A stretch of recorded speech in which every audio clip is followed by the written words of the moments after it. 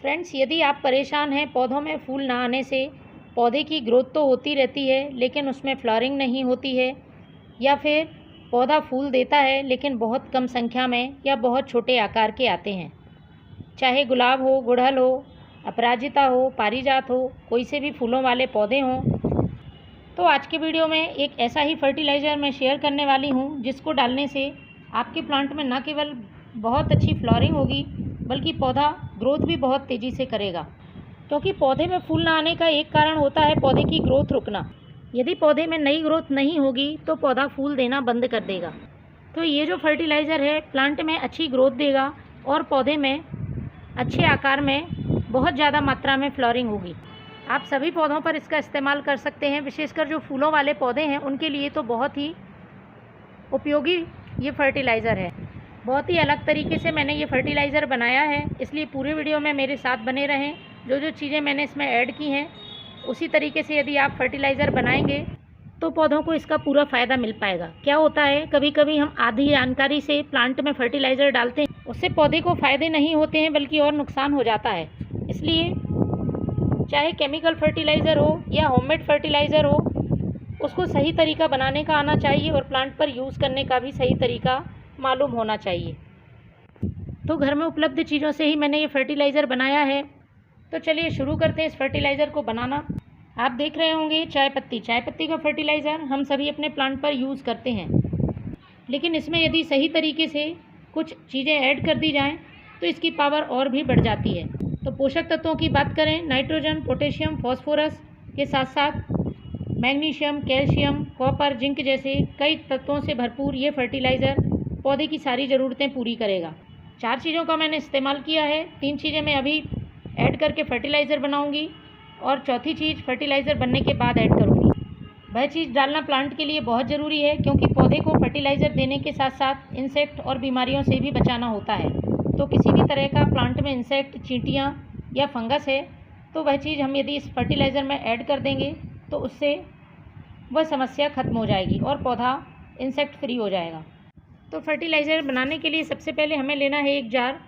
ढक्कन वाला जार चाहिए होगा क्योंकि मैं एक फर्मेंटेशन प्रोसेस से इस फर्टिलाइज़र को बनाऊंगी। और इसमें डालना है 1 छोटा चम्मच फ्रेश टी लीफ का। फ्रेश टी लीफ ही इस्तेमाल करनी है हमें। चाय पत्ती के फ़ायदे हम सभी जानते हैं। प्लांट की सॉइल को एसिडिक करने का काम करती है और इसमें मौजूद नाइट्रोजन पौधे को अच्छी ग्रोथ देता है। दूसरी चीज़, पोटेशियम से भरपूर है। पौधे में यदि फ्लावरिंग नहीं हो रही है तो इसका मतलब पौधे को पोटेशियम की ज़रूरत है। तो इसके लिए सबसे अच्छा है प्याज के छिलके। प्याज के छिलके पोटेशियम से भरपूर होते हैं। 1 मुट्ठी हमें प्याज का छिलका ले लेना है। इसके बाद इसमें तीसरी चीज़ जो ऐड करनी है वो प्लांट की मिट्टी में गुड बैक्टीरिया तो इंक्रीज़ करेगी ही, जो भी फर्टिलाइज़र हम बनाएंगे उसकी फर्मेंटेशन प्रोसेस को तेज़ कर देगी। इसके साथ में इसमें calcium, phosphorus, magnesium, copper, zinc जैसे कई तत्व मौजूद होते हैं जो कि प्लांट के लिए ज़रूरी हैं। तो ये है गुड़। पुराना गुड़ हो तो और भी अच्छा है, या फिर आपके पास जैसा भी गुड़ हो वो चल जाएगा, लेकिन हमें इसकी ज़्यादा मात्रा नहीं डालनी है। थोड़ा सा टुकड़ा हमें गुड़ का डाल देना है। पौधों की संख्या के हिसाब से कम ज़्यादा फर्टिलाइज़र आप बना सकते हैं, उसी हिसाब से मात्रा को घटा बढ़ा लें। अच्छा, गुड़ डालते समय कुछ लोगों को डाउट होता है इससे प्लांट में चींटियाँ हो जाती हैं। तो मैं एक बात बिल्कुल क्लियर कर देती हूँ, यदि आपने फर्टिलाइज़र अच्छी तरह से फर्मेंट किया हुआ है तो गुड़ डालने से कभी भी चींटियाँ नहीं होती हैं। फिर भी यदि आपको लगता है तो चौथी जो चीज़ मैं इसमें ऐड करूँगी वो प्लांट में इंसेक्ट और चींटियाँ नहीं लगने देगी। तो अभी पहले हम फर्टिलाइज़र बनाते हैं, उसके बाद मैं बताऊँगी कि आपको कौन सी चीज़ इसमें और ऐड करनी है। तो इसमें डाल देना है हमें पानी। 1 से 1.5 गिलास पानी डाल दें जिससे अच्छी तरह से ये छिलके भीग जाएँ।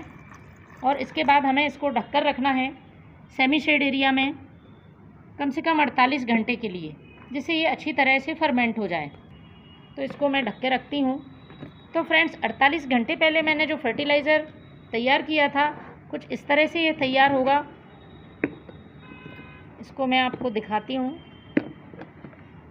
ये देखिए पूरी तरह से फर्टिलाइज़र फर्मेंट हो चुका है, पानी का कलर भी चेंज हो गया है। तो इसको अब हमें डाइल्यूट करना होगा। पहले मैं छान लेती हूँ।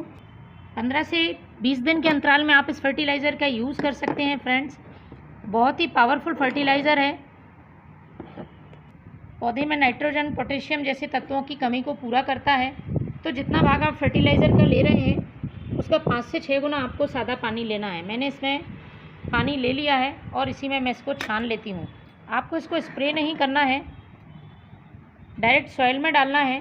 तो जब भी आप सॉइल में डाल रहे हैं, सॉइल ड्राई होनी चाहिए, एकदम गीली मिट्टी में नहीं डालना है।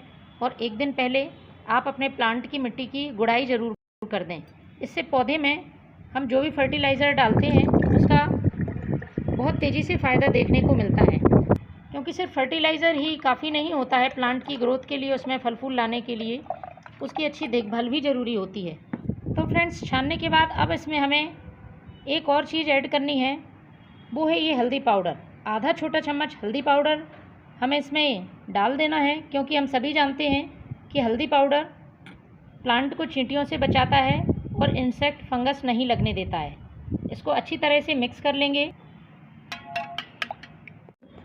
तो ये फर्टिलाइज़र बनकर तैयार है। चलिए अब इसे हम अपने प्लांट की सॉइल में डालते हैं। पॉट की साइज़ के हिसाब से आपको ये फर्टिलाइज़र डालना है। छोटा है तो 50 से 100 ml डाल सकते हैं, बड़ा पॉट है तो 100 से 150 ml फर्टिलाइज़र डाल सकते हैं। देखिए बड़ा पॉट है तो लगभग 100 ml मैंने ये फर्टिलाइज़र डाल दिया है। ड्रेनेज होल से बाहर नहीं निकलना चाहिए, इस बात का ध्यान रखें। और बहुत तेज़ धूप में आपको इसका यूज़ नहीं करना है। तो फ्रेंड्स, घर में ही उपलब्ध इन चीज़ों से आप फर्टिलाइज़र बना के अपने प्लांट को बहुत अच्छी ग्रोथ और बहुत अच्छे फल फूल से भरा हुआ रख सकते हैं। Thank you.